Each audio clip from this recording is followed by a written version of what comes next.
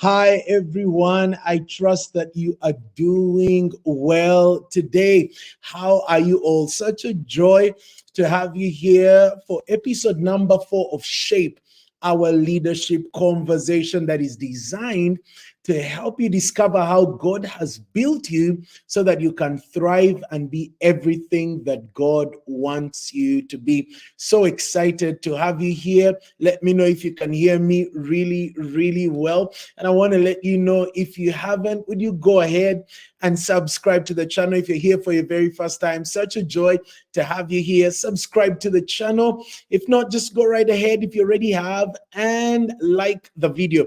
It will take it so much farther and people will be able to benefit from what we are learning together. Such a joy to have you here as well. You can invite a friend to the conversation today. Simply share the link and right below there you'll see an icon that says share. Do share it. Put it on your social media platform.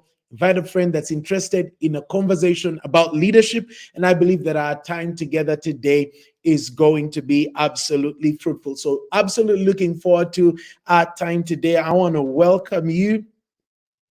Absolutely. There, Fiona says, yes, we can hear you. Amazing, amazing. Looking forward to today. And I know there's so many questions that people have about leadership because people have experienced leadership. In other words, they've sat under leadership, they have been led, and their experiences vary. Your experience will vary.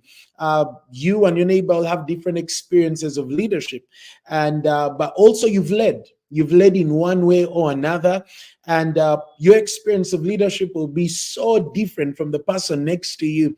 And so there might be so many questions about leadership, about the whats, the whens, the wheres, the ifs. I mean, everything about leadership. We want to make sure we're answering questions today. So go right ahead and begin to post your questions in the chat section. Over the last number of weeks, we've had 3 sessions on leadership. The first session we had was with Pastor Ken Kanzaire, where we were really answering the question, what is leadership? And he guided us throughout that so well. In fact, if you missed that video, you can just go ahead to the playlist on my channel that is called Shape, and you will be able to watch that. We're working towards a podcast section as well on on a Spotify for podcasters, so you can grab that as well. And then the second session, we hosted Pastor Rogers and Pascal Kalubi, and we were still talking about leadership and so many things that we addressed in there. It was about what are the things that you don't compromise when you are nurturing a leader. We also talked about the fact that leadership is both by nature and by nature. Some people are born with natural gifts of leadership, and they really step into leadership easily. Some have to nurture it, and so your environment matters. The people you surround yourself with matters. We talked about issues of coaching, of mentoring. We talked about the leadership qualities that are so important. It was really good. And then last week we hosted Pastor Richard Menya, and we were really talking about, again, those habits, the things that are critical when it comes to leadership. And so if you missed any one of the sessions, make sure that you go to the playlist on Shape and make sure that you get all that information. I know that you will be blessed. Brian Bitatire, I see you there. Thumbs up. You are ready to go. And so there's so many questions about leadership. But here is a scripture that I love. It is found in Romans chapter 12 and verse 8. Now, this is the third part of verse 8. Paul is talking about humble service in the body of Christ. And there are quite a number of gifts and opportunities that he touches when he's reading that scripture. But one that he absolutely touches on that is critical to what we're talking about today is he says, if it is to lead, in other words, if you have the gift of leading, do it diligently. That's what he says. And a lot of people, man, when it comes to diligent leadership, some days they're up, some days they're down, some days they don't give their very best, some days they're not consistent, some days they don't even want anything to do with leadership. The burden is too heavy, the weight of responsibility is too much. In some seasons, because the things going on in our lives, we're not at our very best in our leadership. For one reason or another, we may not always lead diligently, but the Bible tells us to lead diligently. Now, again, as to the conversation 2 weeks ago, some of you might be saying, Brian, am I a leader? I've given some of these things a shot and it just doesn't seem to work. Well, it always depends on your outlook on what leadership is. I love John Maxwell's definition about leadership. He says, leadership is simply influencing. It's influencing. It's moving someone from point A to point B. And if you have that ability, which we all have, and all have the opportunities to move people from point A to point B, that is exercising leadership. Now, leadership might come with a title, it might come with a position, it might come with a team you work with, it might come with followers, but it might not have all of that. It might not have the perks. You might not have all the people following you, but being able to influence people and take them from point A to point B is leadership.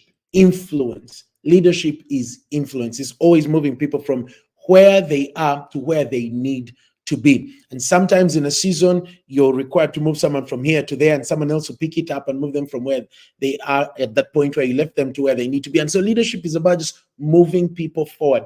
But I love Blackaby's definition where he talks about leadership is leading people towards God's agenda. What is God's agenda for that person's life with whom you're in relationship? Whether they are above you in terms of a structure or beneath you, or they're right at your level, or it's just friends and peers, being able to help people get onto God's agenda for their lives is real leadership. And that's the leadership that matters. It's helping people discover who God made them and how God has gifted them to be able to do life. And it's about moving people on towards that agenda. It's about helping people's eyes be open to see what God has put on the inside of them, and then actually them rising up to fulfill that thing. Now, it could be a parent with children. It could be a business owner, a leader of an organization, could be a leader of a sports team. You could just be volunteering as a leader in the community. It doesn't matter. But as long as you help people's eyes open and begin to walk the journey towards what God has called them to be, that is leadership. And so we want to talk about that today. So make sure that you get your questions coming. Do get your questions coming. We're going to begin to talk through them now. Some people do, but man, am I a leader? Is there a leadership capacity in me? Over the last number of weeks, we've been talking about the leadership seed, that each of us have that capacity, God-given capacity towards leadership, towards influencing people, towards moving people onto God's agenda for their lives. We all have it. We call it a leadership seed, and how we nurture it matters, so that it is not only a seed but grows to become this tree that is fruitful, that people benefit from, that gives shade to people, that is a place that where people run, where people sit under joyfully and gladly, and enjoy the fruit of your life and the process you've been through, which also helps them get onto the process for their own life and their own journey. And all of us have that capacity. I absolutely love Jeremiah chapter 1 and verse 5. Now, hear what God says to Jeremiah. Before I formed you in the womb, I knew you. Before you were born, I set you apart. I appointed you as a prophet to the nations. And so I just want you to know that before you were even knit in your mother's womb, God placed that leadership seed in you. You might not recognize it. Someone else might actually be seeing it more than you actually do. You might recognize it, but you're afraid to step into it. Maybe you feel you've not gotten the opportunities, the doors have not been opened. I just want you today to know that you have the capacity to lead. It is on the inside of you. God has put it there. And so I want you to begin this journey of boldly discovering it and boldly stepping into it. A couple of comments are coming in. I want to check them out. Yes, Jonathan, this is what Jonathan says: alive and great to be a part of this. Amazing. It's a joy to have you, Jonathan. And for everyone else that's joining us right now, thank you for making time today. Questions today is a question and answer session. Today we want to answer questions on leadership. It's a leadership Q&A. What are some of those questions you have always wanted to ask? Begin to post them in the comment section. We want to make sure we answer today. Fiona is asking, she says, what does it take to be a leader? Because I have all the traits, but they always look for reason not to give a leadership post. Like introvert. I wanted to know, can introverts be leaders? I'll read that again. What does it take to be a leader? Because I have all the traits, but they always look for reason not to give a leadership post. Like, I'm an introvert. I wanted to know, can introverts be leaders? And that's a very good question, Fiona. Thank you so much for being the first person to post a question today. Now, what does it take to be a leader? I want you to know that it takes a lot to be a leader. But the first thing is for you to embrace the fact that God has placed within you the ability to influence someone else. Once you believe that in your mind, and once you believe that in your heart, then action will follow. And so first is the conviction that God has put something on the inside of me. God has put gifts, God has put abilities, God has put experience, God has put wisdom for me to be able to influence others, to move them from where they are to where they need to be. God has put something on the inside of me that helps me help people open their eyes and begin to walk towards God's agenda, God's purpose for their life. First, that has to be settled in your mind and in your heart. Now, the conviction for that is going to battle fear. Sometimes it is, man, I hope I'm not hyping myself up. You're going to struggle with self-esteem issues. I struggle with self-esteem, believing in your own self and saying, you know what? God has placed something in me. Sometimes you have to battle self-esteem. Sometimes you have to battle what people say to you, because some people are encouragers, but there are people who are discouragers. We're going to say to you, Fiona, you don't have what it takes. Some people are going to tell you about your looks. You're not beautiful enough. You're not tall enough. You're not elegant enough. You don't talk like a leader. You don't sound like a leader. There are some people who are going to tell you, you don't have the experience. You don't have the connections. You don't have the know-how. You don't have the papers behind your name. And so people are going to say stuff to you. Maybe people say stuff to you as a child. You don't have what it takes. You're just ordinary. I want you to move beyond that. There's got to be a conviction in your heart and in your mind that is far greater than any emotion, the words that have been said, Why? Because that conviction is what is going to carry you even in the moments where you doubt yourself. Sometimes it's going to be failure. You failed before, so you don't want to step into it again. Your conviction has to be stronger than your failure. And so every time you fall, the Bible says a righteous man falls many times, 7 times, but he always gets up.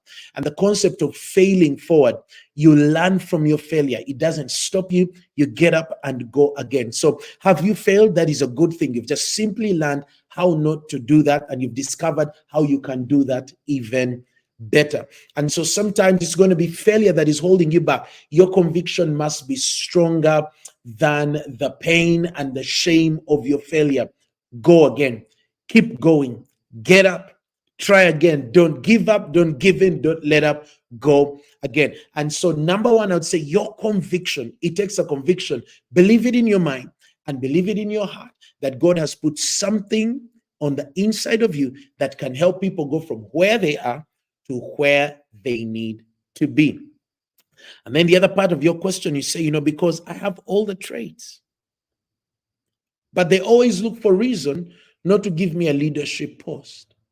And so I wanted to stop there to say, Fiona, and to anybody that is listening and watching, that yes, the first level of leadership, and Maxwell talks about the levels of leadership, and the first level, the most basic level of leadership is when you have a title, when you have position.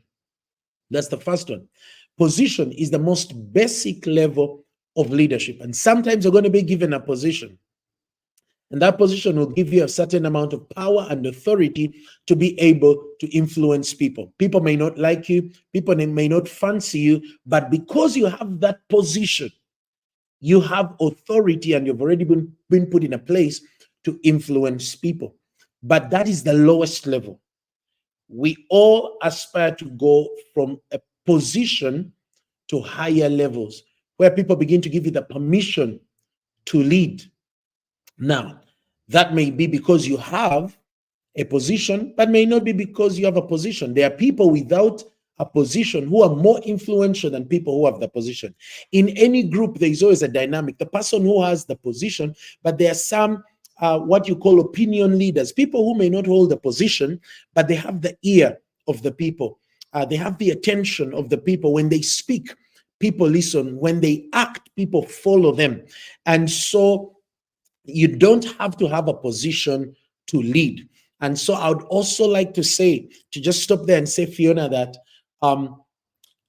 it doesn't need to take a position, but there's what we call leadership character. Leadership character. Do you have integrity? Are you one with your word? Do you keep your promises? Are you faithful? Can people count on you? Are you reliable? Are you dependable? Do you have a vision? Do you have a big idea of where you want to take people? Are you sure about it? Are you fully invested? Have you soaked yourself in it so that people can believe in that thing that you're giving yourself to, so that they can begin to follow you? Are you courageous? Are you willing to make the tough calls, to make the tough decisions? Are you willing to have the tough conversations? Leadership character. Are you consistent? Are you the same person, yesterday, today, and forever, almost imitating our God? Are you consistent? And so those things, leadership character, even without a position, is going to get people to buy into you. And so in reading the 21 irrefutable laws of leadership, listen to what Maxwell has to say when it comes to this very key area when it comes to this key aspect of leadership. It's beautiful. This is what John Maxwell says. To build trust, a leader must exhibit competence. He must have skill. Connection, he must be relatable, connect to the people. He must have character.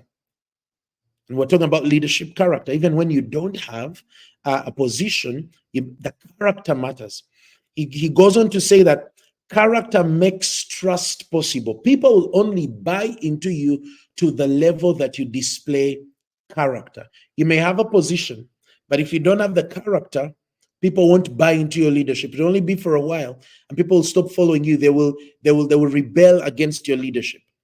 And so character makes trust possible. You want to be a leader people can trust. So even before the position, maybe before the post, Display the character so that people can trust you and know that Fiona is a lady. If we put her in leadership, she's trustworthy, she's dependable, she's reliable, she's someone people can trust. And you know what trust does? It is trust that makes leadership possible. It's not a position, but it is trust. The measure to which people trust you is the measure to which people give you the permission to influence them and move them in a certain direction, because they see something in your life that they desire in their own life. And so your consistency in character will make trust possible, and trust is what will give you the permission to lead people. And that's why trust is what makes leadership possible. And so thank you so much, Fiona, for your question. You are lastly asking, can introverts be leaders? Absolutely. Introverts are really people who keep to themselves. They are not as outgoing as sanguines. They are not out there. They may not talk as much. They may not come to the front of the line. They may not be loud, but they keep to themselves. But you see, those are temperaments. That is someone's temperament. But like we've said, yes, there are certain temperaments that possibly may help you connect better with people. They may give you an edge in certain things, but every temperament has its pros and cons, its positives and negatives. Introverts may not be the quickest to speak up. I may not be the quickest to volunteer themselves, but it doesn't mean they're not dependable. It doesn't mean they're not trustworthy. They're not consistent. They're not courageous.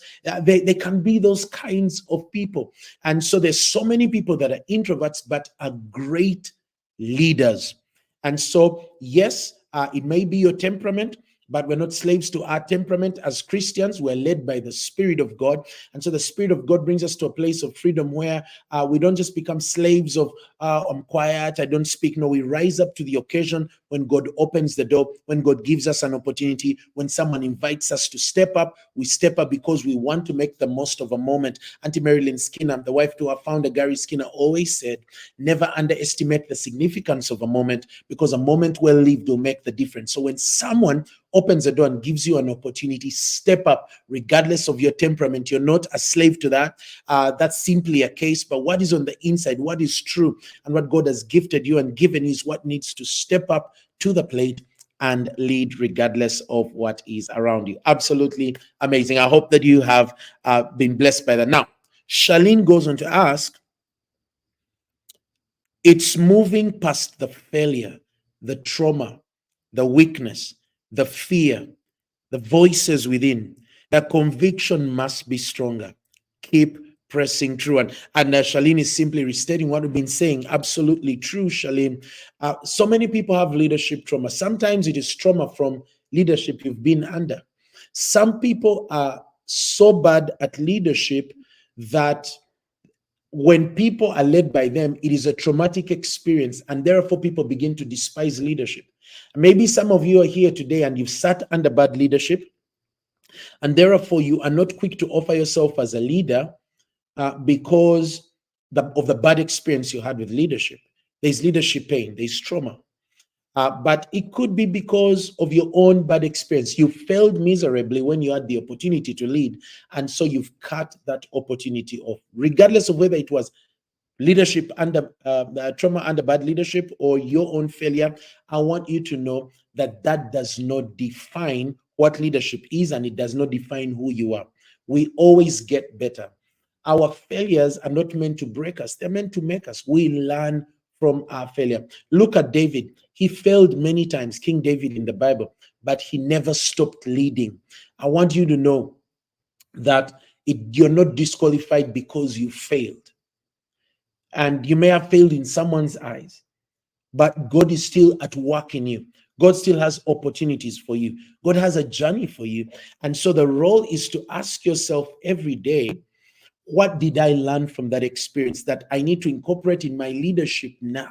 Because I know God has something on the inside of me. And when I get to heaven, I'm going to be answerable for the opportunities and the moments that were veiled to me, but I shied away. You know what? I am going to step up regardless. And the courage doesn't come from you first overcoming the trauma, Charlene. The courage comes from the conviction God has called me. God has something on the inside of me. And that conviction is what keeps you going, even when you fail. And we all fail. And I want to encourage you, Shalene, your conviction, follow that conviction. Because in life, situations, I mean, you're always going to find there'll be moving parts. Today is a great day, tomorrow is not a great day. Today you do well, tomorrow you don't do well. Regardless, keep aiming higher. Say, what can I do better than what I did yesterday? Take it one day at a time. Don't try to do everything at once. Make sure that you know, today, let me give my best today. Let me learn today. And one of the things that helps us get past the trauma, either of our past or failure, is, are you a student? In other words, are you a sponge? Are you willing to learn? Are you willing to take in from your past failure and say, you know what do I learn? I need to be a student. What am I learning? Where do I need to get better? Where do I need to get stronger? The other thing is, are you being mentored? Are you being coached? We are all going to fail, but you always need a shoulder that you can lean on, someone you run back to and say, you know what? I failed today. Here is where I messed up. The person will look you squarely in front of the eye. They will still believe in you, but they'll call you even higher. So you need people around you. We're going to call that greatness out of you. Trauma will happen, bad experiences will happen. The voices within will always exist. I tell you what, I struggle with self-esteem. I greatly struggle. And yet, I've come to understand that, you know what, even with my self-esteem issues, even with the inability to believe in myself, because God has called me, I know that God will give me what is necessary. And I'm going to go for it with everything that I have. Will I always do it at my best? No. The biggest room in the world is the room for improvement. There is always room for me to grow and improve. So I must surround myself with people who can encourage me. I must surround myself with people who are going to coach me, who are going to challenge me and bring the best out of me. But most of all, I must go back to the one who placed that leadership capacity in me, the Lord. I must depend on him daily, the leading of the Holy Spirit. I must depend on him and ask me, Lord, give me capacity every day. Give me leadership wisdom. Give me leadership gifts. Give me leadership courage. Give me leadership conviction. Give me leadership vision. All of those things so that I can continue to lead diligently and be the leader that he wants me to be. Now, Irene Alice says, how do I keep healthy friendships as a leader and still be able to keep people accountable if they follow the right path? And that's a very, very important question, Irene, because I think you've walked up to some shops where you see people say, do not mix friendship with business. And some people may say, do not mix friendship with leadership. Here's the thing. Healthy friendships as a leader are so important. Now, there are a number of relationships you're going to need as a leader, Irene. Definitely, you're going to need a relationship with God, number one, who placed that leadership capacity in you. Secondly, you're going to need a relationship with a mentor, a coach, somebody you look up to, somebody you sit with regularly and ask questions, have the tough conversation, someone you open up to, someone you trust to fill your cup, someone you trust to nudge you in the direction possibly you're afraid to go. You need a mentor. You also need a relationship with your peers, leaders at your level, people that you are sharing experiences with and hearing from their story. Hey, how are you going about this? How are you solving this? How are you dealing with this? You know, you need people so that you're speaking, you're sort of having shared experiences and you're learning one from another. Why? You have a lot to learn from them, but you also have a lot to teach them. You also need a relationship with someone you are mentoring. You need to be pouring into someone. Don't be like the Dead Sea. Don't receive all of this stuff and then not give it away. You will die with it. And you don't want to die. You want to be a channel. You want to be able to, from your experience, pour into someone's life. You need a relationship with someone you actively mentoring, someone you're pouring into, someone you're seated with, someone you're championing, someone you're encouraging. You need that person. But you also need a healthy relationship with those you're leading. Now, your mentoring, the people you're mentoring may be some that you lead. It may just be other people that are attracted to you as a leader, or that God has brought along your path, or someone you've looked at and said, hey, I can add something to your life. Now, but you also need a relationship, a healthy relationship with those you are leading. And so it is important. Why? Because you need their trust in order for them to give you the permission to influence them. You need those relationships. So we said you need a relationship with God, you need a relationship with a mentor, you need a relationship with your peers, you need a relationship with a mentee, someone you're mentoring, but you also need a healthy relationship with the people you are directly responsible for and leading as a team leader. Now, how do we keep healthy relationships? I mean, there's a number of things you can begin to do. One, define the relationship.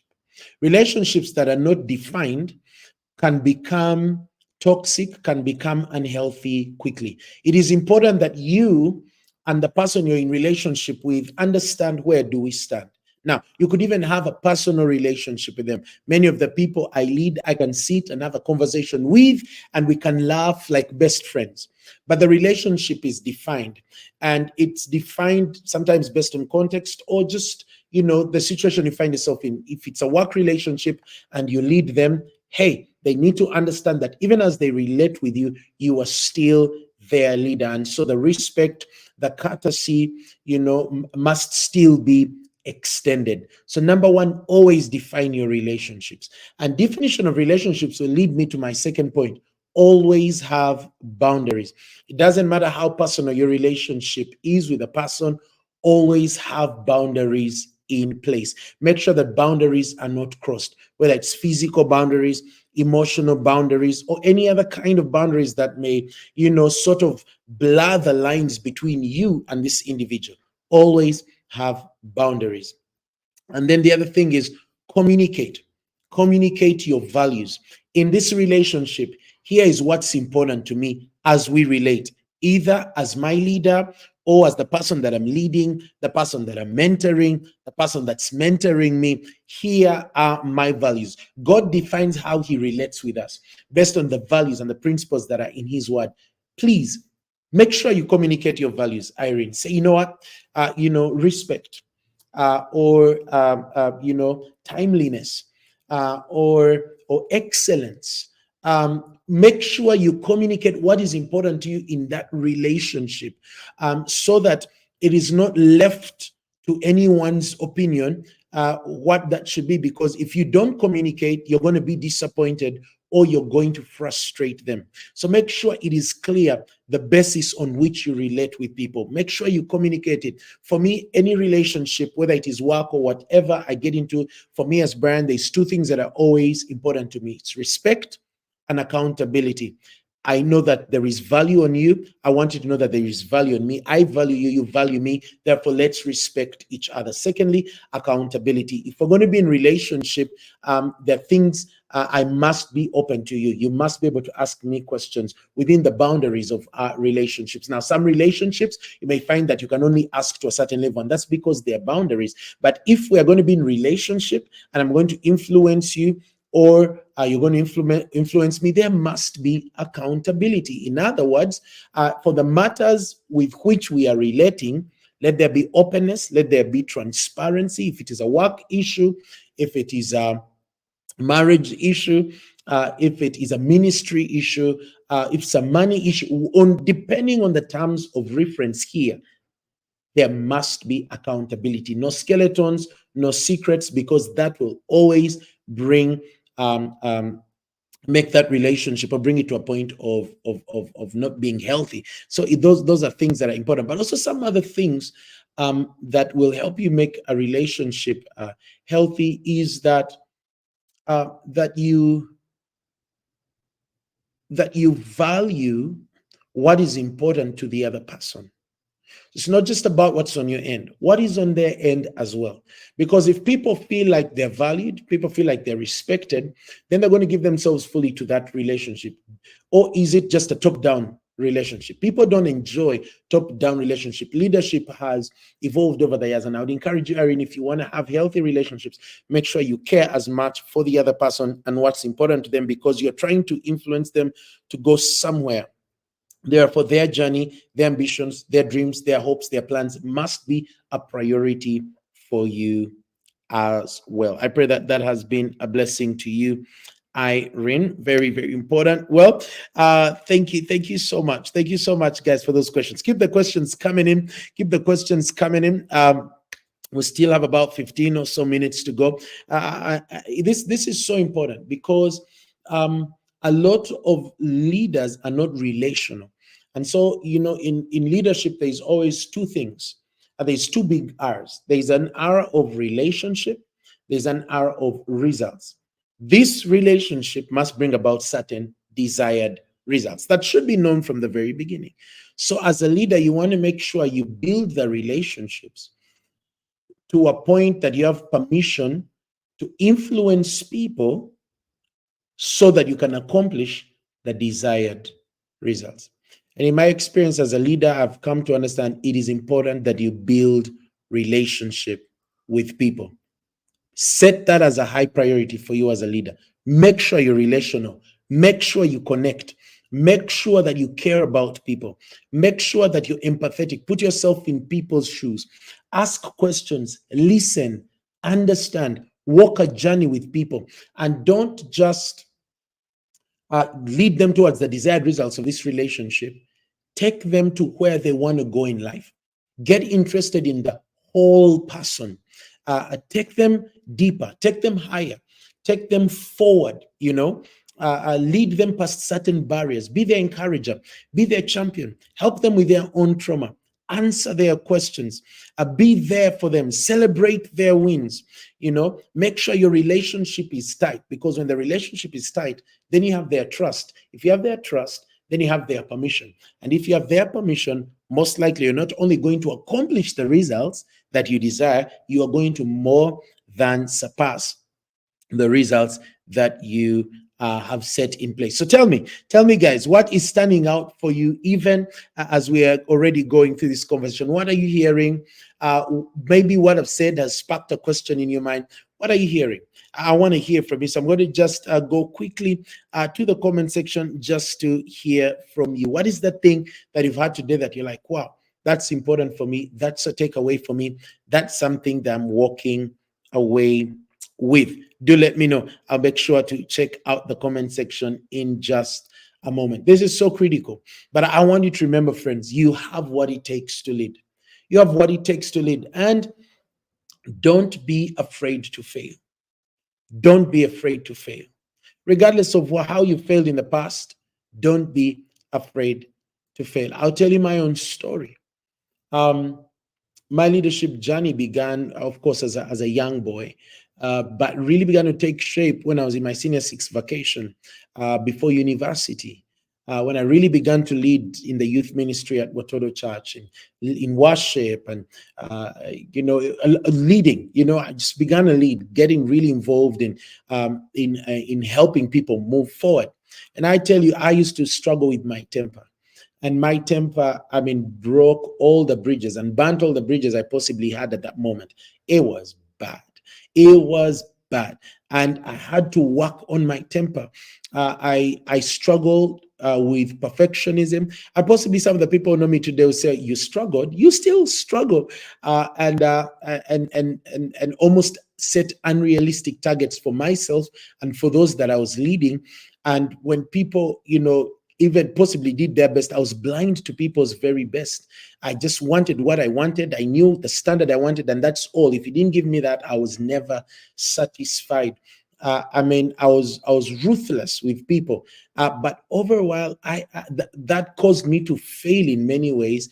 And maybe I accomplished some results then. But when I look back now, there's a lot I could have done better. And so we all fail. We all struggle. But even then, keep leading. Surround yourself with people who can make you better. I had so many mentors, so many people encourage me. And that has been a journey. Even up to today, I still fail. I still drop the ball. But I go back and I say, you know what? I can do better. And so I always evaluate. I'm always asking myself questions. I have people around me who I encourage to tell me the truth about my own leadership, because I want to make sure that I'm constantly getting better. Here is what Joshua says: don't be afraid to fail. As someone who is failing, this is something I need to keep in mind. Absolutely. Failure is one of the things that holds people back, because failure brings fear. But you know what? Turn your failure into an opportunity. Ask yourself, I failed miserably today. And you know what? Take responsibility for your failure. You should be able to put on yourself more pressure than anybody else can put on themselves. That way, when people come with their pressure, you're already in that zone. And so you have high expectations of yourself. You are more aware that you failed. Don't make any excuses for your failure. Confront your own failure. Don't cover it up. Take responsibility for it, and then use it as an opportunity to say, how did I fail today? What led? Track back your failure. Was it in your preparation? Poor preparation leads to poor performance. Was it in your preparation? Did you take the moment for granted? Were you not alert to the weight of responsibility? Um, did you not give enough time to the thing? I mean, there's so many reasons as to why people fail, and so you have to ask yourself, were you inadequately prepared? There's so many things that can cause someone to fail. Did you let your emotions get the best of you? So in asking yourselves these questions and evaluating, you're finding ways to get better. All right.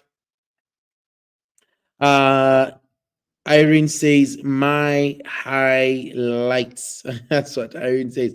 Irene, help me understand that. What are your highlights right there? You say your highlights. Just let me know. Oh, they're coming in. So Irene says, define the relationship, have boundaries, make your values clear in all relationships. Fantastic. Charlene also says, character builds trust. The conviction must be stronger. Work on your relationships with your team. Be mentored. Absolutely. This is so important for our leadership. I mean, one of the other things that we need to talk about when it comes to leadership is the question of vision. The question of vision. Do you have a vision? And I think what we need to do, I need to host a guest and we talk about this thing called vision. How do you build vision? How do you stay consistent in vision? What if you have different ideas? Is that different vision? And I think what we do, we'll pause on that. And I think I'm going to get a guest so we can talk about vision.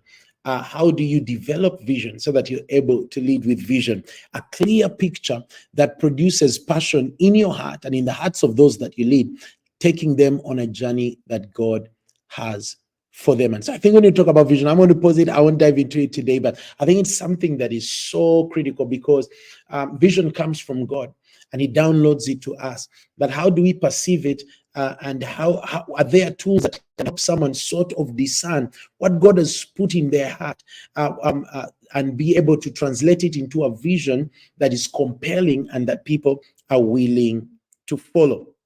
We'll make sure we definitely talk about vision. And so one last question, someone sending one last question, we'll answer that question and then we will call it a session, a Q&A session. Again, I want to thank you so much for being a part of this session. I hope that you're learning something. I hope that I'm adding value to you through questions that we are answering. And I'm trying to make sure that I answer them in a broad way so that you are able to not just get your question answered, but you're able to go just a bit deeper in some of the things that we are talking about. Otherwise, if you haven't, I want you to like the video. Please do like the video. It's going to send the video further. Every single one of us that is on this session, please help me take a moment, like the video, but also remember you can share the link on your social media platform so that friends can be able to join in as well. And if you haven't, please do subscribe. It will mean the world to me, but it also mean that our community is growing and we're able to reach more people. So make sure that you do that. I want to thank you again. All right. No more questions are coming in. We're going to wrap up the session today. I want to thank you so much for being a part of this session. Just enjoyed answering your question. And next week, or if not the week after, we're still planning and seeing. I'll see whether I can host a guest. We can talk about this thing called vision and why it is so critical. And if we fail in the vision area, it directly impacts how we lead and how we influence those around us. Again, I want to thank you so much for being a part of this episode.